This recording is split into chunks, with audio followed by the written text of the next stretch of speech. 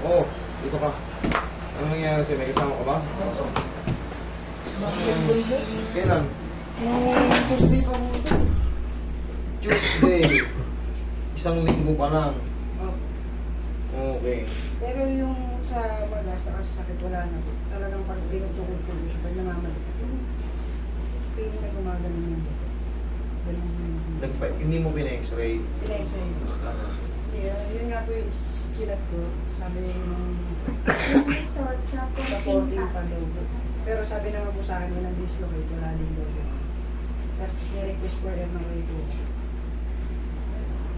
Hindi ka na po tingnan sa MRI. Kasi titignan daw nila kung paano opera pag MRI.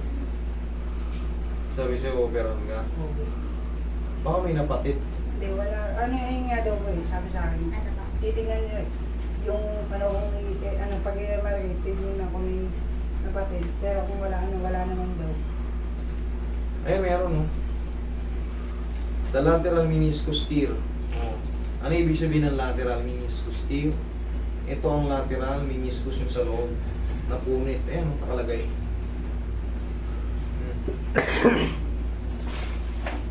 Lateral meniscus tear. May punit yung lateral mo. Ang lateral, tandaan nyo dito. Medial, sa loob. Ayan pala, nakalagay pala sa iyo eh. Ngayon, mamamaga talaga yan. Kaya hindi mo maiunat. Nauunat ko naman. Sige, unat mo. Hindi nyo na po siya. Sagad na yan. Oh. Ang na-experience mo kasing mga injury noon, wala lang. Yung mga parang tapito-pilok lang, kaya mong tanggalin ng isang linggo. Yan sa'yo ngayon, napunitan ka. Kaya isang linggo na, tingnan mo ang lakad, hindi mo nga madiin yung paa mo. Ayun nga po yung pinaka... Problem mo. Yun nga, ang ibig sabihin yan, idol. Pag meron kang ano, gusto kong may paintindi sa'yo, na hindi ordinaryo yung injury mo ngayon. Napunit yung ano mo, meniscus mo, dito banda sa lateral. Ngayon, pag napunit kasi sa gitna yun eh.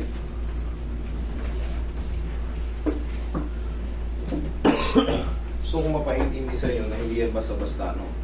Ito yung lateral. Yung dito, yung bed niyan, napunit. Ngayon, syempre ito, tutukod dyan pag nakatayo tayo. Opo, yan. Kaya ang gagawin mo niyan, ibis na may ganun mo, susuportahan mo na ganun para hindi mo maidiin. Hanggat maaari, kung may ganyan kayo, kung may punit kayo sa ano, naghihilom naman yan eh. Kaso, hindi gagad dyan naghihilom kagaya ng isang linggo. Baka na-expect mo na. Parang ano na, wala na yung maga eh. Sana okay na to. Ayun nga po. Nagmamadali lang tayo. Pero, kailangan kasi niyan, yung etong femur head natin, yung mga condyle natin, ng femur, kailangan yan, sumakto yung dulas ng ano, sumakto sa uka. Para yung punit, hindi madiin. Kasi pagka napunitan yan, sasabay ngayon to, dudulas yan. Meron tayo dyang ACL tsaka PCL na maiipit. Kaya kailangan dyan, yayanigin yan para matanggal yung ano. Mamaya, ang pakiramdam mo yan, may pain pa pero kahit pa paano, kaya mo na iganyan. Ganun ang ano yan. Ganun ang magiging treatment yan. Tapos, paglipas sa mga 2 hanggang 3 linggo, wala na, perfect na. Kumbaga, kaya mo na maglakad na ano. Okay, ngayon kasi bago pa lang yun, Tuesday ka lang, di ba? Opo. Maga pa yung ano niyan sa loob. Okay? Sige, yan. 28. Graduation. Yan. Baka ini-expect mo agad. Ganun, parang hindi mo wala agad. Eh, hindi nyo kasi naiintindihan yung meniscus tear. Hindi po kasi sa akin explain ng doktor. Kaya, ito yung anatomy ng injury. Halika. Ano basa mo ito? Types of meniscus to. Yan. Ang nangyari sa'yo, napunit. Yan yung mga meniscus. Yan yung mga type of meniscus tear. Pwedeng parrot leak. Kaya sinasabing i-MRI ka para malaman kung degenerative lang, flap, bucket handle. Yan mas matindi. Yung bucket handle, tsaka horizontal cleavage tear. Yung mga ganyan, oblique, radial. Ayan yung radial tear. Higa ka dyan. Hindi sa'yo na-explain, kaya parang inisip mo, pag nawala yung namaga, wala na, okay na sana to. Pinaka-ano ng nurse na sabi parang, typical. Nai-street ko naman eh, pwede ako matayo. Kasi nga sa loob, sugat eh. Ano ba sa Tagalog ng tear? Punit. Punit niya. Oh, yun. Okay. Tama na may sinabi ng nurse. Typical na talagang na pagka may mga malalakas na injury, napupunit yan. Ang pinaka-worst nito, yung mapuputol yung ACL mo. Naririnig mo na ACL. Yun yung delikado. Kasi yung talaga, operation ka talaga ron. Ito naman sa mga meniscus tear, ang pinaka-worst case scenario nito, mababakang ka pagtanda mo. Ano ibig sabihin nun? Maaring mapikit ka, Affected ba kang makaganon, maaring nakaganon ka. Pagtanda mo kasi mapupunpun dyan eh. Ilakad na ganon. Walang masakit pero nakaganon ka kasi sanay ng punit yung nandun. Yun ang pinaka-worst case scenario pagdating mo ng senior age. At kayo mga bata pa, napulitan kayo na nandun, hindi nyo pa hindi yan. Kasi malusog pa yung mga tuhod nyo. Pero pagdating natin pagtanda, sisingilin tayo niyan. Di ba naririnig mo siya sabi, sisingilin ka niyan pagkatanda mo. Sisingilin ka niyan. Oh, relax lang.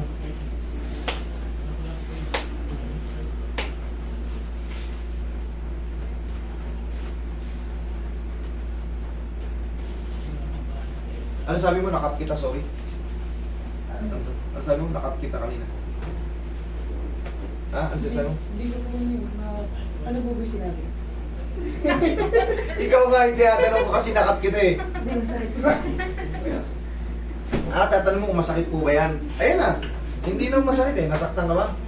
Niyayanig lang natin yan. Niyayanig lang yan. Para matanggal yung pagkaipit na ng ACL at PCL. Kasi once nga napunit yan, tutulas na yung head femur mo.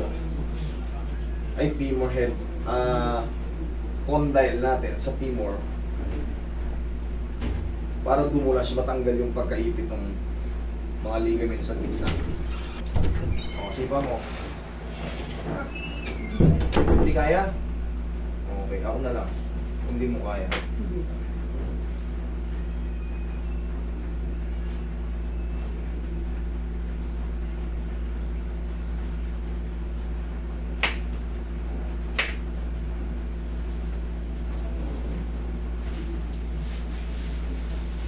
Luwagan mo lang. Luwagan mo lang. Hindi mo na masipa. Ako lang.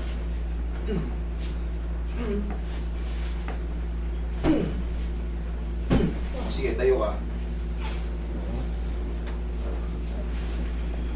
Tingnan mo nga. Ganun pa rin.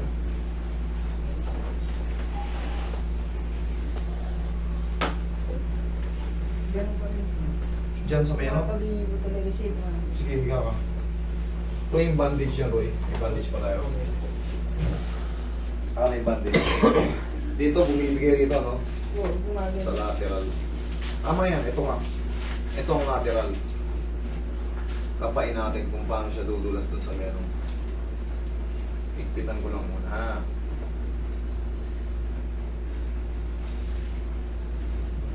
Fresh na fresh pa kasi yung sugat ng ano nito, meniscus.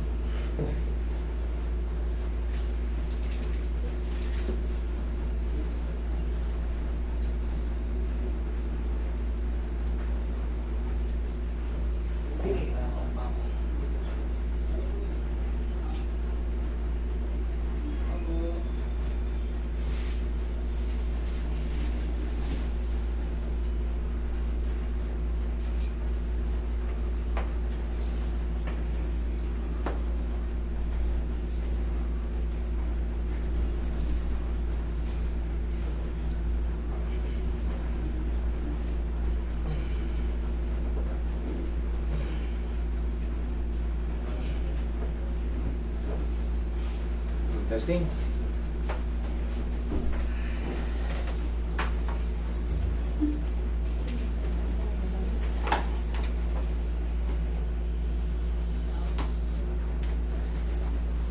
sakit pa rin? Ganun talaga yung bigay niya. Sir,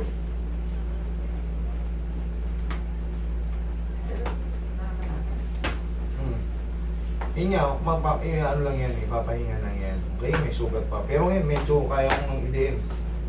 kaya naman ako. Kaya na? Okay, sige, ganito. Upo ka. Hindi na hindi mo kaya yung pusipa, di ba? Ganito magiging training mo sa bahay. Kumbaga, self-therapy. Tigas mo to. Usog ako konti. Ma'am, usog yung bal. Ano mo? Yan, mo ganun. Isa pa. Tigasan mo to. Yan. Sige, sipa mo. Isa pa. Wala, bumibigay po talaga pag binibigyan eh, ng pera. Bumibigay siya. Oo. Higa ka. Bakit pag ako, pag hinahata ko, hindi masakit? Masakit niya ako, 18 days ko na. Sige, sige.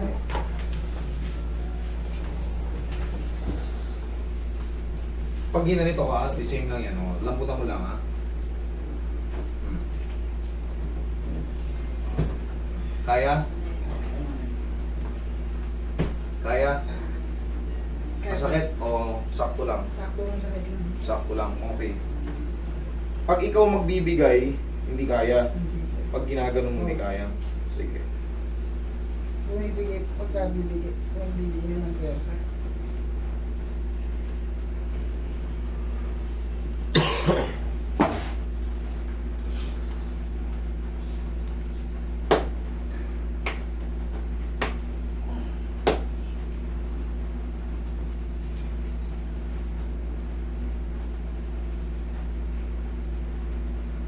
Wala nang sabit eh. Ngayon nga po eh. Wala Pero, nang sabit eh. Sige, lakad ka ulit. Check mo.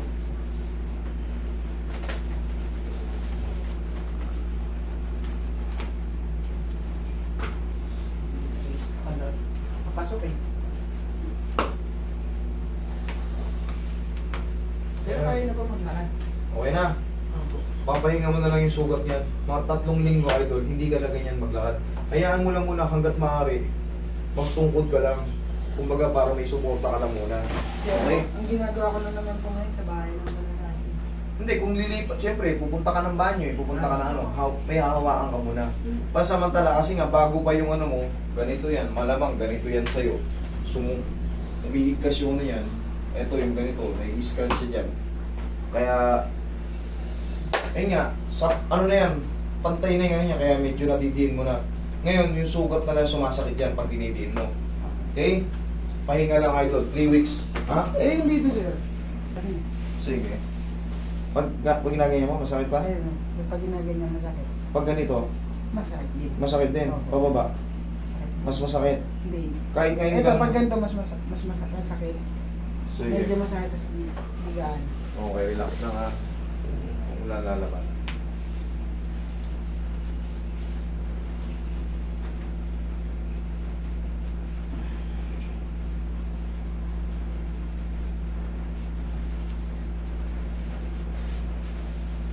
Kung labanan? Yan. Hmm.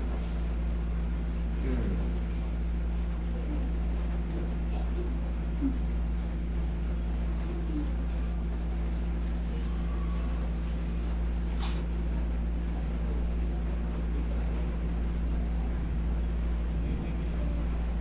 Sige, gawin mo. Ganun pa din. Pero nagagalaw ko naman mo siya. Okay? Sige. Pahinga ano eh. Masahin natin yung muscle niya rito.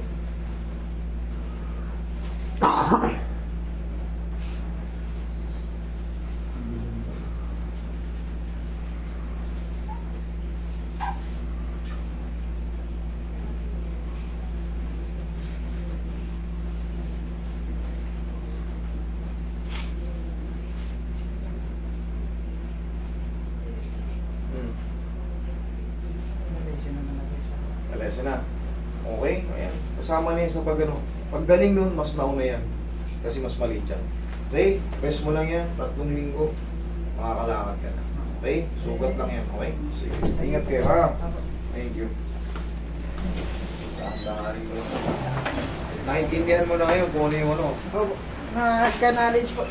Sige. Tama mo yung description.